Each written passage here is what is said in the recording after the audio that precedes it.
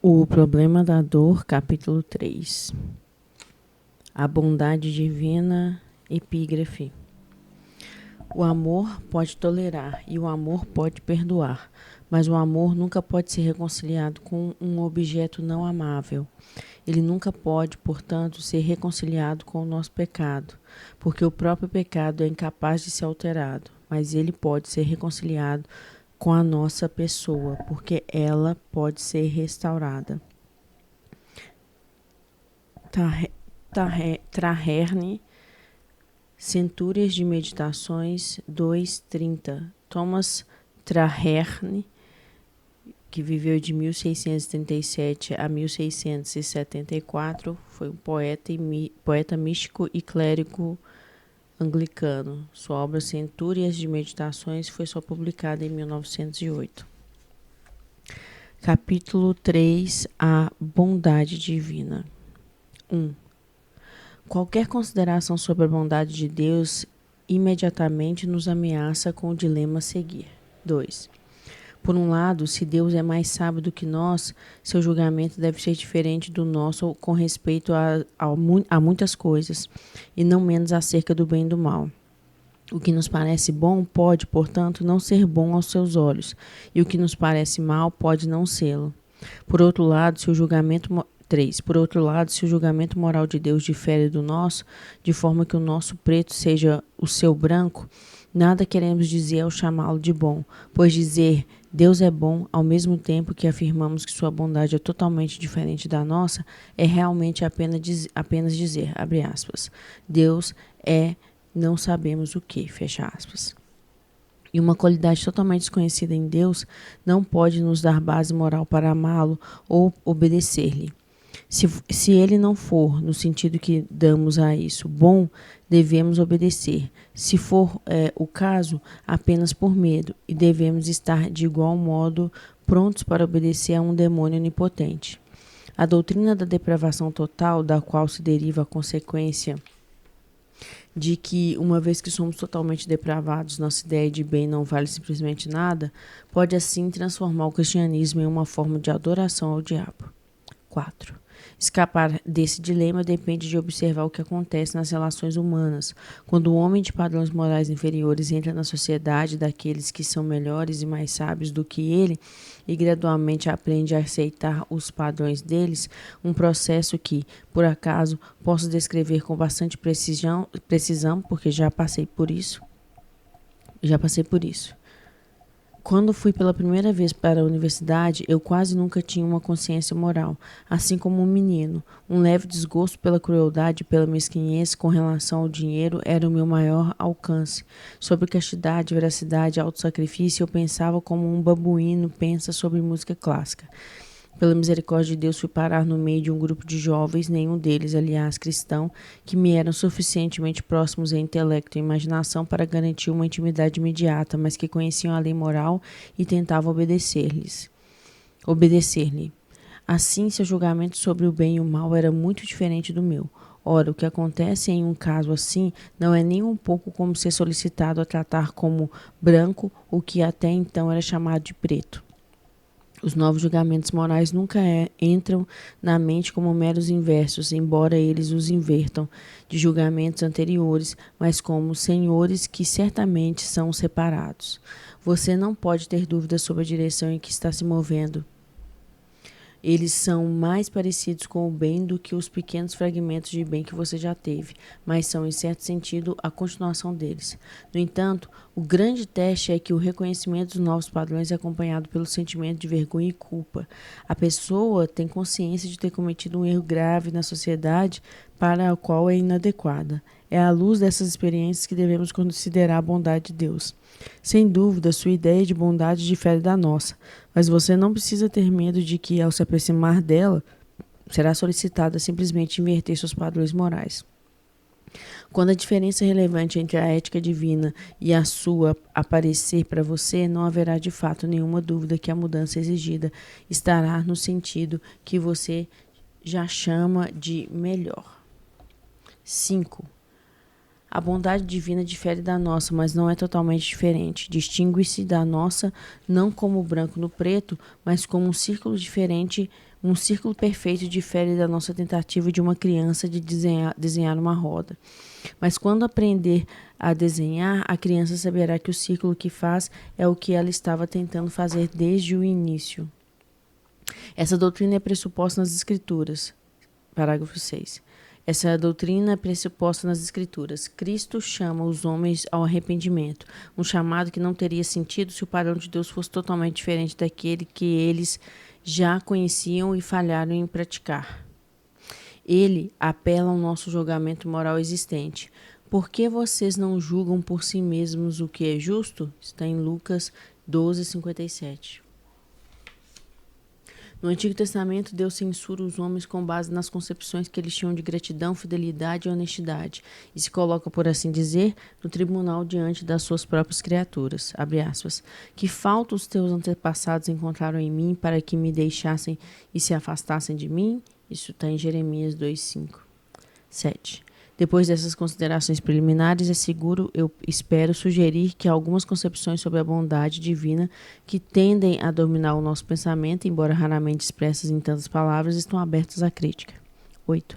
Por bondade de Deus, hoje em dia refiro-me quase exclusivamente à sua amorosidade, e nisso podemos estar certos. E por amor, nesse contexto, a maioria de nós quer dizer bondade, o desejo de ver os outros felizes, não felizes dessa ou daquela forma, mas apenas felizes.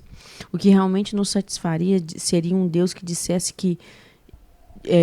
de tudo o que gostamos de fazer. Abre aspas. O que importa desde que eles estejam contentes? Fecha aspas. Queremos de fato não tanto um pai celestial, mas um vovô no céu.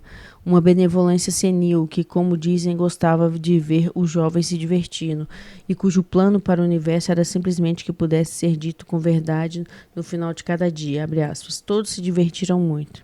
Fecha aspas.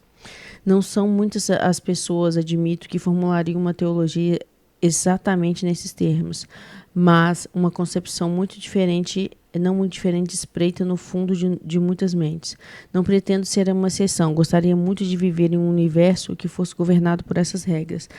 Mas visto que é perfeitamente claro que não vivo, e apesar disso tenho motivos para crer que Deus é amor, concluo que minha concepção de amor precisa de correção. 9. Posso de fato ter aprendido, mesmo com os poetas, que o amor é algo mais severo e esplêndido do que a mera bondade, que, mesmo o amor entre os sexos, é, como em Dante, abre aspas, um senhor de aspecto terrível. E aqui uma referência a Dante Alighieri, 1265 a 1321, maior poeta italiano. A citação é da sua obra Vida Nova, pequeno livro que escreveu na juventude misturando prosa e poesia. Voltando. Existe bondade no amor, mas o amor e a bondade não são ambíguos, e quando a bondade, no sentido dado acima, é separada dos 4 elementos do amor, ela devolve certa indiferença fundamental com relação ao seu objeto, e menos algo como desprezo por ele. A bondade consente muito prontamente com a remoção do seu objeto. Todos nós conhecemos pessoas cuja bondade pelos animais está constantemente levando-as a matá-los para que não sofram. A bondade meramente como tal não se importa se seu objeto se torna bom ou mau, contanto que escape do sofrimento. Como a Escritura indica, os bastardos que são mimados, os filhos legítimos que devem continuar a tradição familiar, são punidos. Está em Hebreus 12:8.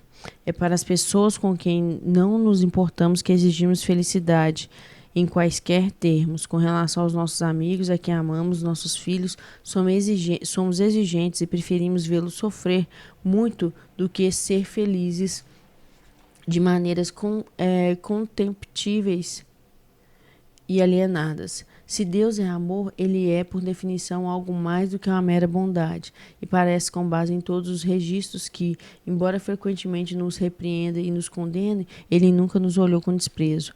Ele nos prestou a intolerável honra de nos amar, no sentido mais profundo, trágico e memorável. 10.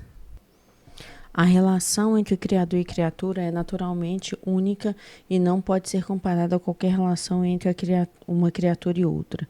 Deus está tanto mais longe quanto mais perto de nós do que qualquer outro ser. Ele está mais longe de nós porque, comparada à distância absoluta entre aquilo que tem o seu princípio de ser em si mesmo e aquele do qual o ser é comunicado, a diferença entre um arcanjo e um verme é bastante insignificante. Ele faz, nós somos feitos, ele é a origem, nós derivados. Mas, ao mesmo tempo e pela mesma razão, a intimidade entre Deus e até mesmo a criatura mais vil é mais próxima do que qualquer criatura pode alcançar com outra. Nossa vida é a cada momento suprida por Ele. Nosso minúsculo e miraculoso poder de livre-arbítrio opera apenas em corpos que a energia contínua dele mantém em existência. Nosso próprio poder de pensar é seu poder comunicado a nós. Tal relação única pode ser apreendida apenas por analogias. Dos vários tipos de amor conhecidos entre as criaturas, chegamos a uma concepção inadequada, mas útil do amor de Deus pelo homem. 11. O tipo mais baixo, que é o amor apenas por uma extensão de significado da palavra, é aquele que o artista sente por um artefato. A relação de Deus com o homem é retratada assim na visão de Jeremias sobre o olheiro e o barro, está em Jeremias 18. Ou quando Pedro fala de toda a igreja como um edifício do qual Deus está trabalhando e dos membros individuais como pedras, está em 1 Pedro 2,5.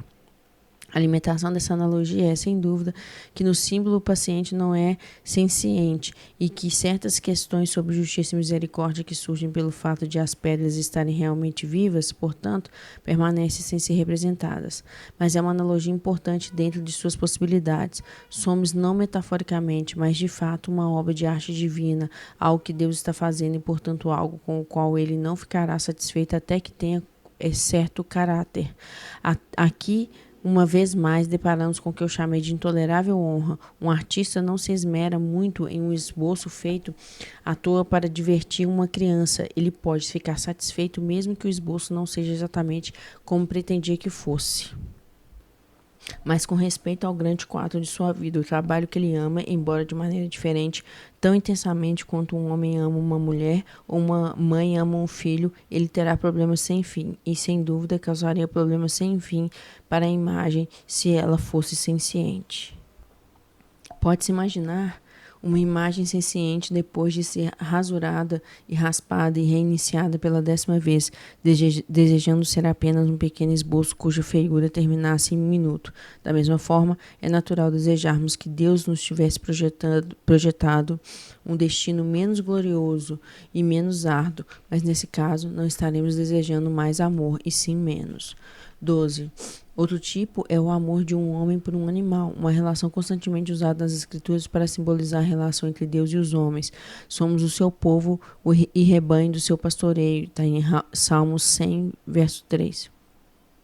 De certa forma, essa é uma analogia melhor do que a precedente, porque a parte inferior é senciente e, no entanto, inconfundivelmente inferior, mas é pouco proveitosa na medida em que o homem não faz o animal e não o compreende de modo pleno. O grande mérito da analogia reside no fato de que a associação de, digamos, homem e cão é principalmente para o bem do homem. Ele doma o cão principalmente para amá-lo, não para que o cão o ame, para que o cão o sirva. Não para que ele sirva o cão. No entanto, ao mesmo tempo, os interesses do cão não são sacrificados pelos do homem. O único fim, que o homem ame o cão, não será totalmente alcançado a menos que também, à sua maneira, o cão o ame. Nem o cão pode servir o homem a menos que este, de uma maneira diferente, sirva-o. Agora, só porque o cão é, pelos padrões humanos, uma das melhores criaturas irracionais e um objeto adequado para o homem amar, é claro, com aquele grau e tipo de amor que é próprio desse objeto e não com exageros antropomórficos bobos. O homem interfere no cão mais adorável do que era por sua natureza. Em seu estado natural, o cão tem um cheiro e hábitos que frustram o amor do homem. Ele o banha, treina-o para fazer suas necessidades lá fora, ensina-o a não roubar e é muito capaz de amá-lo completamente. Para o filhote, se ele fosse um teólogo, todo o processo poderia lançar sérias dúvidas sobre a bondade do homem, mas não teria mais tais dúvidas o cão adulto e totalmente adestrado, maior, mais saudável e mais vivido que o cão selvagem, e admitido, por assim dizer, por meio da graça, a todo um mundo de afeições, lealdades, interesses e confortos inteiramente além do seu destino animal. Nota-se que o homem, estou falando em todos os aspectos do homem bom, assume todas essas dores com o cão atribui todas elas ao cão, só porque esse é um animal muito estimado, pois é quase tão amável que vale a pena torná-lo totalmente amável. O homem não treina a lacraia quanto às suas necessidades, nem dá banho em centopeias. Podemos desejar de fato ser de tão pouca importância para Deus que ele nos tivesse deixado sozinhos para seguirmos nossos impulsos naturais, que ele desistisse de tentar nos treinar em algo tão diferente de nosso eu natural. No entanto, ainda outra vez, estamos pedindo não por mais amor, e sim por menos. 13. Uma analogia mais nobre, sancionada pelo constante teor dos ensinamentos do nosso Senhor, é aquela entre o amor de Deus pelo homem e o amor de um pai pelo filho. Sempre que ela é usada, porém, isto é, sempre que oramos o Pai Nosso, deve-se lembrar que o Salvador a usou em uma época em que um lugar em que a autoridade... Uma época em um lugar em que a autoridade paterna era muito mais elevada do que na Inglaterra moderna. Um pai que quase pede desculpas por ter trazido um filho ao mundo, com medo de restringi-lo para não criar inibições ou mesmo de instruí-lo para não interferir em sua independência de espírito, é um símbolo mais enganoso de paternidade divina. Não estou discutindo aqui se a autoridade dos pais, em sua antiga extensão, era uma coisa boa ou ruim. Estou apenas explicando o que a concepção de paternidade teria significado para os primeiros ouvintes do nosso Senhor e, na verdade, para os sucessores deles por muitos séculos. E ficará ainda mais claro se considerarmos como nosso Senhor, embora em nossa crença, um com seu Pai e coeterno com ele, como nenhum filho terreno o é com o Pai terreno, considera a sua própria filiação, rendendo sua vontade totalmente à bondade paterna, sem nem mesmo permitir que o chamem de bom, pois bom é o nome do Pai. Aqui está a referência a Mateus 19:17. O amor entre o pai e o filho neste símbolo significa essencialmente o amor autoritário de um lado e o amor obediente do outro. O pai usa sua autoridade para fazer do filho o tipo de humano que, com razão e em sua sabedoria superior, deseja que ele seja. Mesmo em nossos dias, embora um homem pudesse dizer, suas palavras nada significariam e se dissesse: eu amo meu filho, mas não me importo que ele seja um grande canalha desde que ele se divirta. 14. Finalmente chegamos a uma analogia cheia de perigo e de aplicação muito mais limitada, que, no entanto, vem ser a mais útil para o nosso propósito especial do momento. Refiro-me à analogia entre o amor de Deus pelo homem e o amor de um homem por uma mulher. Ela é usada livremente nas Escrituras. Israel é uma esposa infiel, mas seu marido celestial não pode esquecer dos dias mais felizes. Abre aspas, eu me lembro de sua fidelidade quando você era jovem. Como noivo você me amava e me seguia pelo deserto, como está em Jeremias 2:2. Israel é a noiva pobre, a criança que seu amante encontrou abandonada à beira do caminho e vestiu-a e adornou-a e a tornou amável, mas mesmo assim ela o traiu. Está em Ezequiel 16, de 6 a 15. Tiago nos chama de adúlteros porque nos fizemos amigos do mundo, enquanto o espírito que ele fez habitar em nós tem fortes ciúmes. Essa referência está em Tiago 4, de 4 a 5. A igreja é a noiva do Senhor, a quem ele ama tanto que nela nenhuma mancha ou ruga é aceitável. Está em Efésios 5, 27. Pois a verdade que essa analogia serve para enfatizar é que o amor, em sua própria natureza, exige o aperfeiçoamento do seu amado, que a mera bondade, que tolera qualquer coisa exceto o sofrimento em seu objeto, está, a esse respeito, no polo oposto do amor. Quando nos apaixonamos por uma mulher, por acaso deixamos de nos importar se ela é limpa ou suja, formosa ou asquerosa? Não preferimos, em lugar disso, começar a nos importar? Alguma mulher considera um sinal de amor por parte do homem o fato de ele não saber se importar com a aparência dela? O amor pode, de fato, amar a amada quando a beleza dela se perde, mas não porque a beleza dela se perde. O amor pode perdoar todas as enfermidades e ainda amar, apesar delas, mas não pode deixar de desejar que elas sejam removidas. O amor é mais sensível do que o próprio ódio a todas as manchas da pessoa amada. Possui tato mais fino e sensível do que os tenros chifres dos caracóis. uma referência a William Shakespeare em Trabalhos de Amor Perdidos. De fato, os poderes, ele perdoa mais, mas ele tolera menos. Ele se agrada de pouco, mas exige tudo. 15. Quando o cristianismo diz que Deus ama o homem, ele quer dizer que Deus ama o homem, não que ele tenha alguma preocupação desinteressada em virtude de uma indiferença real com o nosso bem-estar, mas que de modo terrível e surpreendentemente verdadeiro somos objetos do seu amor. Você pediu um Deus amoroso? Você tem. O grande espírito que você invocou tão levianamente que, abre aspas, o Senhor de aspecto terrível está presente. Não a benevolência senil que de modo sonolento deseja que você seja feliz do seu próprio modo. Não a filantropia fria de um magistrado consciencioso, nem o cuidado de um anfitrião que se sente irresponsável pelo conforto dos seus convidados, mas o próprio fogo consumidor, como está em Hebreus 12:29, Deuteronômio 9:3.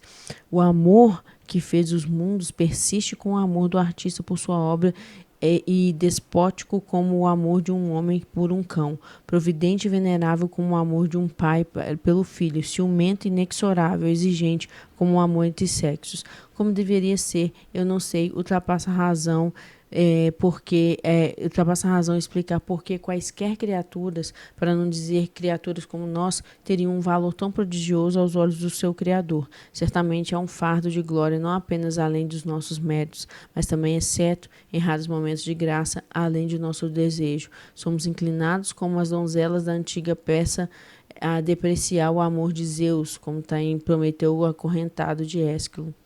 Mas o fato parece inquestionável. O impassível fala como se tivesse sofrido paixão, e aquilo que contém em si a causa de si mesmo e de todas as outras bem-aventuranças fala como se pudesse estar em necessidade de desejo. Não é Efraim, o meu filho querido, o filho em quem tenho prazer? Cada vez que eu falo sobre ele, mais intensamente me lembro dele. Por isso meu coração por ele anseia, referência a Oséias 11:8, Jeremias 31:20. Como posso desistir de você, Efraim? Como posso entregar você nas mãos de outros, Israel? O meu coração está enternecido, referência a Oséias 11:8. Abre aspas. Jerusalém, Jerusalém, você que mata os profetas e apedreja os que lhes são enviados. Quantas vezes eu quis reunir os seus filhos como uma galinha reúne os seus pintinhos debaixo de suas asas, mas vocês não quiseram, tá? Referência em Mateus 23:37. A dificuldade 18. A dificuldade de conciliar o sofrimento humano com a existência de um Deus que ama só é insolúvel enquanto atribuirmos um significado trivial à palavra amor e considerarmos as coisas como se o homem fosse o centro delas. O homem não é o centro. Deus não existe por causa do homem. O homem não existe por si mesmo. Tu, Senhor, e nosso Deus, criaste todas as coisas e por tua vontade elas existem e foram criadas, como tem Apocalipse 4:11. Fomos feitos não primeiramente para amar a Deus, e temos sido feitos para isso também, mas para que Deus nos ame, para que sejamos objetos nos quais o amor divino possa descansar bastante satisfeito.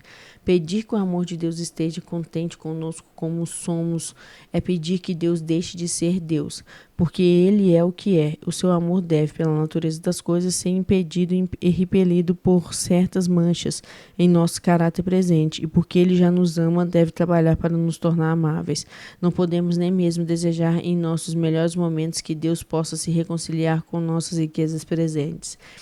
Não mais do que a donzela mendiga poderia desejar que o rei Cophetua se contentasse com seus trapos de sujeira, como está a referência em Lord Alfred Tennyson, 1809 a 1892, que foi poeta inglês considerado o principal representante da era vitoriana. Citou no poema The Beggar Maid, A Donzela Mendiga, o lendário rei africano que, sem interesse por mulheres, apaixona-se pela referida jovem. E continuando. Não mais do que a donzela mendiga poderia desejar que o rei Cophetua, não sei se contentasse com os seus trapos de sujeira, ou um cão, uma vez tendo aprendido a amar o homem, poderia desejar que o homem fosse capaz de tolerar em sua casa a criatura mordedora verminosa e contaminante da matilha selvagem. O que chamaríamos nesse momento de felicidade não é o fim que Deus tem principalmente em vista, mas quando formos com Ele a ponto de amar sem impedimento, seremos de fato felizes. 17. Prevejo claramente. Não, 16, ok. 17. Prevejo claramente que o rumo de minha argumentação pode provocar um protesto. Eu já havia prometido que, ao chegar a compreender a bondade de vida, não deveríamos ser solicitados a aceitar uma mera inversão da nossa própria ética, mas pode-se objetar que a inversão é precisamente o que nos foi pedido para aceitar. O tipo de amor que é atribuído a Deus pode-se dizer exatamente o qual, nos seres humanos, escrevemos como egoísta ou possessivo e contrasta desfavoravelmente com aquele outro tipo que busca primeiro a felicidade do amado e não o contentamento do que ama. Não tenho certeza se é exatamente isso que sinto, mesmo em relação ao amor humano. Não acho que eu deva valorizar muito o amor de um amigo que se preocupa apenas com a minha felicidade e não se opõe a que eu me torne desonesto. Não obstante, o protesto é bem-vindo e a resposta a ele colocará o assunto sob uma nova luz e corrigirá o que foi unilateral em nossa discussão. 18. A verdade é que essa antítese entre o amor egoísta e o altruísta não pode ser aplicada de forma inequívoca ao amor de Deus por suas criaturas. Só que de interesse, portanto, a oportunidade de egoísmo ou de altruísmo ocorre apenas entre seres que habitam em um mundo comum. Deus não pode competir com uma criatura assim como Shakespeare não pode competir com Viola. Viola, protagonista da peça Noite dos Reis, ou O que você quer dizer, de Shakespeare. Viola é irmã idêntica de Sebastião e apaixonada por Orsino, duque de Ilíria. Continuando, quando Deus se torna um homem e vive na Palestina como uma criatura entre suas próprias criaturas, então de fato sua vida é de suprema abnegação e leva ao Calvário. Um filósofo panteísta moderno disse: quando o absoluto cai no mar, ele se torna um peixe. É uma citação do livro Logic of the Morphology of Knowledge, Lógica ou Morfologia do Conhecimento, de Bernard Bosanquet, que era filósofo e professor universitário inglês. O texto original menciona ser envolvido pela água em lugar de cair no mar. Continuando, da mesma forma, nós cristãos podemos apontar para a encarnação e dizer que, quando Deus se esvazia de sua glória e se submete àquelas condições em que somente o egoísmo e o altruísmo têm um significado claro, ele é visto como totalmente altruísta. Mas Deus, em sua transcendência, Deus como a base incondicional de todas as condições, não pode ser facilmente imaginado da mesma maneira. Chamamos de amor humano de egoísta quando ele satisfaz as próprias necessidades em detrimento das necessidades dos objetos, como quando um pai mantém em casa porque não consegue abdicar do seu agrupamento familiar filhos que deveriam, pelo interesse próprio, ser colocados no mundo. A situação implica necessidade ou paixão por parte do que ama, uma necessidade incompatível por parte do amado e o desprezo do que ama ou a ignorância culposa da necessidade do amado. Nenhuma dessas condições está presente na relação de Deus com o homem. Deus não tem necessidades. O amor humano, como nos ensina Platão, é filho da pobreza, que Lewis se refere ao mito de Eros, na fala da sacerdotisa Diotima a Sócrates no diálogo O Banquete.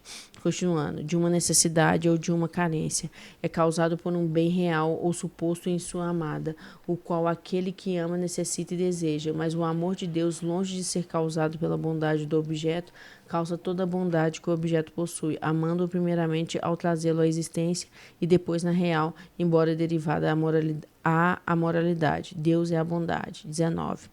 Ele pode dar o bem, mas não pode precisar dele ou obtê-lo. Nesse sentido, todo o seu amor é, por assim dizer, insondavelmente abnegado por definição. Tem tudo para dar e nada para receber. Portanto, se Deus às vezes fala como se o impassível pudesse sofrer paixão e a plenitude eterna pudesse estar carente, e carente daqueles seres aos quais tudo concede, de sua simples existência diante, isso só pode significar algo inteligível por nós, porque o Deus do mero milagre se fez capaz de ter fome e criou-se em si mesmo, aquilo a que podemos satisfazer. Se ele requer de nós, o requerer é de sua própria escolha. Se o coração imutável pode ser entristecido pelos fantoches de sua própria criação, criação é a onipotência divina e nenhuma outra coisa que assim a sujeitou, livremente e com toda a humildade que sobrepassa toda a compreensão. Se o mundo existe, não principalmente para que o amemos a Deus, mas para que Deus nos ame, ainda esse fato, em um nível mais profundo, é assim para o nosso bem. Se aquele a quem em si mesmo nada pode faltar, escolhe precisar de nós, é porque carecemos de ser necessários. Antes e por trás de todas as relações de Deus com o homem, como agora aprendemos como o cristianismo, abre-se a muitíssimo o abismo de um ato divino de pura adoção, a eleição do homem a partir da não existência para ser o amado de Deus é, portanto, em algum sentido necessário e desejado de Deus, que, a não ser por esse ato, não precisa e deseja, visto que eternamente tem e é toda a bondade. E esse ato é para o nosso bem, é bom para nos conhecer melhor e melhor para nós conhecer o amor do melhor objeto. Deus é objeto, Deus, mas conhecê-lo como um amor em que éramos primariamente os pretendentes e Deus, o pretendido, no qual buscamos a ele e ele foi encontrado, no qual ele, em conformidade com suas necessidades, não as nossas, as dele, veio primeiro, seria saber disso em uma forma falsa para a própria natureza das coisas, pois somos apenas criaturas. Nossa função deve ser sempre o de paciente para o agente, da mulher para o homem, do espelho para a luz, do eco para a voz. Nossa mais elevada atividade deve ser resposta, não iniciativa. Experimentar o amor de Deus de uma forma verdadeira e não ilusória, e, portanto, experimentá-lo como nossa rendição à sua demanda, nossa conformidade ao seu desejo. Experimentá-lo da maneira oposta é, por assim dizer, solecismo contra a gramática do ser. Não nego, é claro, que em certo nível podemos falar corretamente da busca da alma por Deus, e de Deus como um receptivo amor da alma, mas, no fim das contas, a busca da alma por Deus pode ser apenas um modo ou aparência. Erschenschnag. O termo aparência é usado por Kant em crítica da razão pura ao falar de sua teoria da experiência. Com ele, caracteriza o objeto indeterminado de uma intuição empírica. Em muitas traduções da obra de Kant para o português, o termo é traduzido por fenômeno. Continuando, da busca dele por ela, já que tudo vem dele, já que a própria possibilidade de nosso amor é um dom dele para nós, e já que a nossa liberdade é apenas uma liberdade de resposta, melhor ou pior. Portanto, penso que nada distingue o teísmo pagão do cristianismo de forma tão nítida quanto a doutrina de Aristóteles de que Deus move o universo, ele mesmo imóvel, como o amado move o que ama. Aqui está fazendo referência à metafísica, livro 12, parte 7. Portanto, primeiro move como que é amado, enquanto todas as outras coisas movem sendo movidas. Continuando. Mas para a cristandade, abre aspas, nisso consiste o amor. Não em que nós tenhamos amado a Deus, mas em que ele nos amou. Isso é uma referência a João, 1 João, capítulo 4, versículo 10. 20. Falta em Deus, portanto, a primeira condição do que é chamado amor egoísta. Ele não tem necessidades naturais, nem paixão, para competir com seu desejo de bem-estar do amado, ou se há nele algo que temos de imaginar a partir da analogia de uma paixão. Um desejo está aí por sua própria vontade e por nossa causa. E a segunda condição também falta. Os reais interesses de um filho podem diferir daqueles que o afeto do pai instintivamente exige, porque o filho é um ser separado do pai, como a natureza que tem suas próprias necessidades, não existe apenas para o pai, nem encontra sua perfeição em ser amado por ele. Natureza essa que o pai não entende totalmente. Mas as criaturas não estão preparadas para o seu Criador, nem pode ele mal entendê-las. O lugar para o qual ele as designou em seu esquema de coisas é o lugar para o qual foram criadas. Quando o alcançam, sua natureza se realiza e sua felicidade é alcançada. Uma fratura do universo foi tratada, a angústia acabou. Quando queremos ser algo diferente daquilo que Deus quer que sejamos, estamos desejando o que, de fato, não nos fará felizes. essas exigências divinas que soam em nossos ouvidos naturais mais como as de um déspota e menos como a de alguém que ama, de fato nos conduzem para onde deveríamos querer ir se soubéssemos o que queremos. Ele exige nossa adoração, nossa obediência, nossa prostração. Será que supomos que essas coisas podem fazer algum bem a ele? Ou tememos, como o coro de Milton, que a irreverência humana possa ocasionar a diminuição de sua glória? Então, a referência aqui é da peça de Sansão, agonista, de John Milton. O homem pode diminuir a glória de Deus por recusar-se a adorá-lo tanto quanto um lunático pode apagar o sol rabiscando a palavra escuridão nas paredes de sua cela. Mas Deus quer o nosso bem, e nosso bem é amá-lo, como aquele amor responsível próprio das criaturas, e para amá-lo devemos conhecê-lo, e se o conhecermos de fato, cairemos com o rosto em terra. Se não o fizermos, isso apenas mostra o que estamos tentando amar ainda não é que o que estamos tentando amar ainda não é Deus, embora possa ser a melhor aproximação de Deus que os nossos pensamentos e nossa fantasia podem alcançar.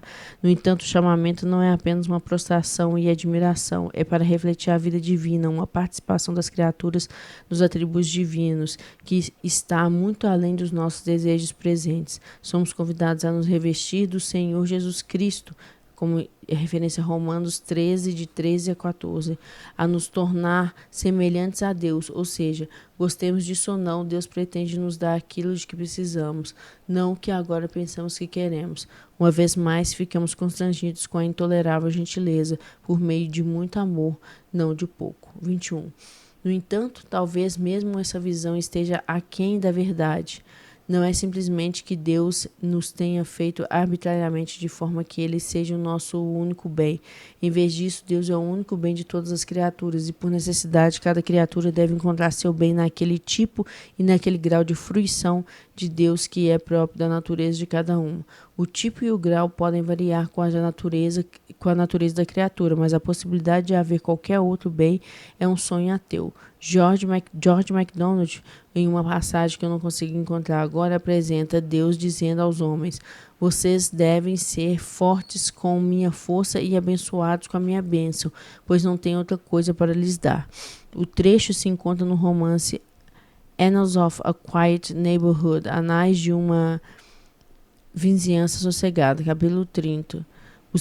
A Sermon to Myself, um sermão para mim mesmo. Lewis cita a passagem de memória, fazendo dela uma paráfrase. O texto original diz: venha, meus filhos, vocês nunca serão fortes, a não ser com a minha força. Não tenho outra para lhes dar. Continuando, essa é a conclusão de todo o assunto. Deus dá o que Ele tem, não o que Ele não tem. Ele dá a felicidade que existe, não a felicidade que não existe. Só há 3 alternativas: ser Deus, ser como Deus, compartilhando sua bondade na resposta da criatura, e ser miserável. Se não aprendemos a comer o único alimento que o universo produz, o único alimento que qualquer universo possível pode continuamente produzir, então seremos obrigados a sentir fome eternamente.